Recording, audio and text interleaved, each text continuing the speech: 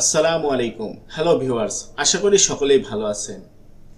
গত পর্বে আমি বলেছিলাম যে যেভাবে পারেন ৩৬টি বাক্য আপনারা মুখস্থ করেন, তাহলে আপনারা দেখতে পাবেন এই ৩৬টি বাক্যের ম্যাজিক। তারই ধারাবাহিকতায় আজ আমি আপনাদের সামনে দ্বিতীয় পর্ব নিয়ে হাজির হয়েছি। এই পর্বে আমি আপনাদেরকে বলবো এই ৩৬ শব্দের বাংলা অর্থ কী এবং বিভিন্ন ভার্ব ব্যবহার করে আমরা কিভাবে বিভিন্ন ধরনের সেন্টেন্স তৈরি করতে পারি এবং কিভাবে আমরা অর্থ উঠাতে পারি। তো দেরি না করে চলুন ভিডিওটি শুরু করি। আই ডু মানে আমি করি। আই ডিড আমি করেছিলাম। আই হ্যাভ ডান আমি করেছি। আই ক্যান ডু আমি করতে পারি। আই কুড ডু আমি করতে পারতাম। I will be able to do আমি করতে পারবো। আই উইল ডু আমি করব। আই উড ডু আমি করতাম। আই ইউজ টু ডু আমি করতাম। অতীতে কোনো অভ্যাস বোঝাতে আপনারা এখানে উড অথবা ইউজ টু যে কোনো একটা ব্যবহার করতে পারেন। I would like to do আমি করতে চাই। আই ওয়ান্ট টু ডু আমি করতে চাই। এখানে উড লাইক টু দ্বারা অনুরোধের সাথে বিনয়ের সাথে কোনো কাজ করতে চাওয়ার ক্ষেত্রে ব্যবহৃত হয়, আর সাধারণ চাওয়ার ক্ষেত্রে ওয়ান্ট ব্যবহৃত হয়। আই ট্রাই টু ডু আমি করতে চেষ্টা করি। I am trying to do আমি করতে চেষ্টা করি। এই চেষ্টা করা অর্থে আপনারা ট্রাই টু অথবা আই এম ট্রাইং টু যে কোনো একটা ব্যবহার করতে পারবেন। আই লাইক টু ডু আমি করতে পছন্দ করি। আই লাভ টু ডু আমি করতে ভালোবাসি। আই নিড টু ডু আমার করা প্রয়োজন বা আমার করা দরকার। আই অ্যাম টু ডু আমাকে করতে হয়। আই ওয়াজ টু ডু আমাকে করতে হতো। আই হ্যাভ টু ডু আমাকে করতে হবে। আই হ্যাড টু ডু আমাকে করতে হয়েছিল। I am suppose two do আমার করার কথা আছে। I was suppose two do আমার কথা করার কথা ছিল। যদি এখানে এম বসে, এম ইজ আর, তাহলে এটার দ্বারা আছে অর্থ বোঝাবে, অর্থাৎ কথা আছে। আর যদি ওয়াজ বা ওয়ার বসে তাহলে কথা ছিল, এই ধরনের অর্থে ব্যবহৃত হবে। I M likely to do আমার করার সম্ভাবনা আছে। I was likely to do আমার করার সম্ভাবনা ছিল। এখানেও সেম, এম ইজ আর বসলে সম্ভাবনা আছে, আর ওয়াজ ওয়ার বসলে সম্ভাবনা ছিল। I am forbidden to do আমার করা নিষেধ আছে। I was forbidden to do এখানেও same. I am willing to do আমার করতে ইচ্ছে করছে। I was willing to do আমার করতে ইচ্ছা করেছিল। It is time to do এখন করার সময় হয়েছে। It is high time to do এখন করার উপযুক্ত সময়। অর্থাৎ সাধারণ কোনো কাজ করার সময় হয়েছে, লেখার সময় হয়েছে, পড়ার সময় হয়েছে, যাওয়ার সময় হয়েছে, এই ধরনের অর্থে ইট ইজ টাইম টু ডু ব্যবহৃত হয়। আর এখনই উপযুক্ত সময়, অর্থাৎ এখনই এই কাজটা করার উপযুক্ত সময়, এই সময় ছাড়া করা যাবে না, এই ধরনের অর্থে, অর্থাৎ একটু ফোর্স দিয়ে বলার ক্ষেত্রে it is high time to ব্যবহৃত হয়। আই শুড ডু আমার করা উচিত। আই শুড হ্যাভ ডান আমার করা উচিত ছিল। আই মাস্ট ডু আমি অবশ্যই করব। আই এম ডুইং আমি করছি। আই ওয়াজ ডুইং আমি করছিলাম। আই উইল বি ডুইং আমি করতে থাকব। এখন আমরা কিছু ভার্ব ব্যবহার করব, যে ভার্ব দ্বারা আমরা বিভিন্ন ধরনের বাক্য তৈরি করা শিখব। ধরুন আমি এখানে লিখলাম ডেডিকেট। ডেডিকেট মানে হচ্ছে উৎসর্গ করা। এখন এই ডেডিকেট দিয়ে আমরা একটি বাক্য গঠন করব। যেমন আমি লিখলাম উৎসর্গ করেছি। তাহলে এই যে আমি উৎসর্গ করেছি, অর্থাৎ করেছির ক্ষেত্রে আমরা কি ব্যবহার করব? আমরা যদি প্রথমে যাই,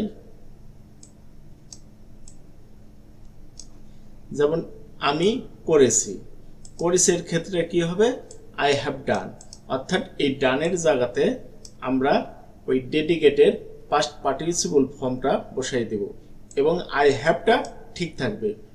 যদি ফার্স্ট পারসন হয় তাহলে হ্যাভ, যদি থার্ড পারসন হয় তাহলে হ্যাজ ব্যবহৃত হবে।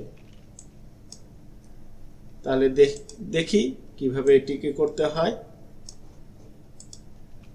তাহলে এখানে আমরা লিখব আই হ্যাভ, এতটুকু ঠিক থাকবে। এরপর উৎসর্গ করার ইংলিশটা লিখে দিলেই হবে। উৎসর্গ করা কি, ডেডিকেট, আর এটার পাস্ট পার্টিসিপল ফর্ম অর্থাৎ V3 হবে ডেডিকেটেড। তাহলে আমি উৎসর্গ করেছি, আর ইংরেজি হচ্ছে আই হ্যাভ ডেডিকেটেড। দেখুন কত সহজে হয়ে যাচ্ছে। এখন আমি যদি বলি যে আমার উৎসর্গ করার কথা আছে, তাহলে আমরা দেখি যে এই যে আমরা লক্ষ্য করব এই জিনিসটা যে কথা আছে, কথা আছে দ্বারা বোঝালে আমরা কোন সেন্টেন্সের নিয়মে পড়বে সেই সেন্টেন্সের নিয়মটা আমরা বসিয়ে দেব। দেখি আমরা কোথায় আছে, এই যে এখানে দেখুন কথা আছে। কথা আছে মানেই হচ্ছে am supposed to, অথবা is supposed to, অথবা are supposed to। যেহেতু আয়ের ক্ষেত্রে am বসে, আয়ের সাথে am বসে, তাই আমরা এখানে লিখব I am supposed to। এরপরে যে ভার্বটা থাকবে সেই ভার্বের V1 বসিয়ে দিলেই হবে। তাহলে আমরা এখানে যাই, আমাদের ইংলিশটা তাহলে কি হবে যে আমার কথা আছে, আমার কথা আছে, এর ইংলিশে আমরা আগে লিখব। আবারও দেখেন, আমার কথা আছে, এর ইংরেজিটা আগে লিখব। এর ইংরেজিটা হচ্ছে আই এম সাপোজড টু। এরপর উৎসর্গ করা, উৎসর্গ করার ইংরেজি অর্থাৎ V1টা বসিয়ে দিলে হবে। ইংরেজি কি, ডেডিকেট।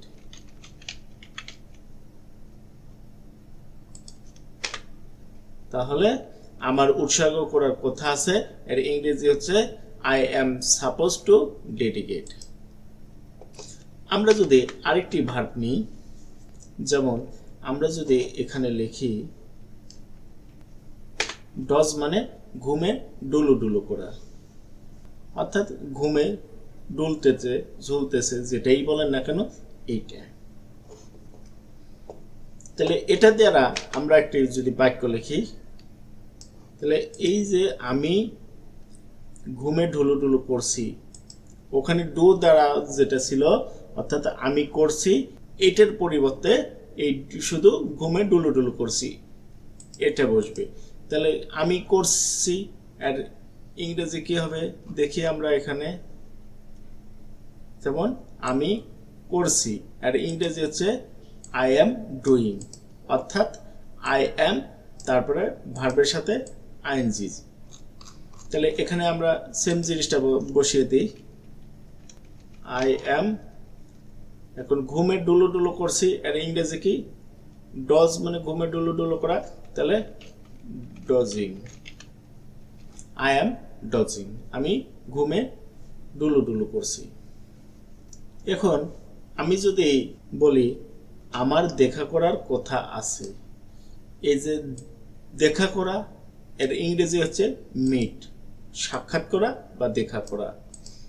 তাহলে আমার কথা আছে এর ইংরেজিটা কি আমরা এখানে দেখি, এই যে আমার কথা আছে এর ইংরেজিটা হচ্ছে আই এম সাপোজ টু। সাক্ষাৎ করা বা দেখা করা এর ইংরেজিটা বসাই দিলেই হয়ে যাবে। তাহলে এখানে আমরা দেখি যে আমার দেখা করার কথা আছে, তাহলে ইংরেজিটা কি হবে, I am supposed to meet. আমি যদি লিখি তাহলে এই যে রৌদ্র পোহানোর সম্ভাবনা আছে, তাহলে আমার সম্ভাবনা আছে এর ইংরেজিটা কি হবে আমরা দেখি। এখানে আমরা যদি যাই যে আমার সম্ভাবনা আছে এর ইংরেজিটা হচ্ছে আই অ্যাম লাইকলি টু। আমার সম্ভাবনা আছে, আই অ্যাম লাইকলি টু। যদি বলি তোমার সম্ভাবনা আছে, তাহলে ইউ আর লাইকলি টু। যদি বলি তার সম্ভাবনা আছে, তাহলে হি ইজ লাইকলি টু। পার্থক্য অবশ্যই বুঝতে পারতেছেন। যদি না বুঝে থাকেন তাহলে আপনারা কমেন্ট করবেন। তাহলে আমার সম্ভাবনা আছে এর ইংরেজিটা আমরা আগে লিখে ফেলব, এরপরে ভার্ব ওয়ান লিখব। তাহলে আমার সম্ভাবনা আছে আই অ্যাম লাইকলি টু। কি করার সম্ভাবনা আছে? রৌদ্র পোহানোর। এখন রৌদ্র পোহানোর ইংরেজি কি? রৌদ্র পোহানোর ইংরেজি হচ্ছে বাস্ক। রৌদ্র পোহানো বা আগুন পোহানো এর ইংরেজি হচ্ছে বাস্ক। তাহলে আমার রৌদ্র পোহানোর সম্ভাবনা আছে, আই অ্যাম লাইকলি টু বাস্ক। আশা করি ভিডিওটি বুঝতে পেরেছেন। যদি ভিডিওটি বিন্দুমাত্র ভালো লেগে থাকে তবে লাইক দিবেন, কমেন্ট করবেন এবং বন্ধুদের সাথে শেয়ার করবেন।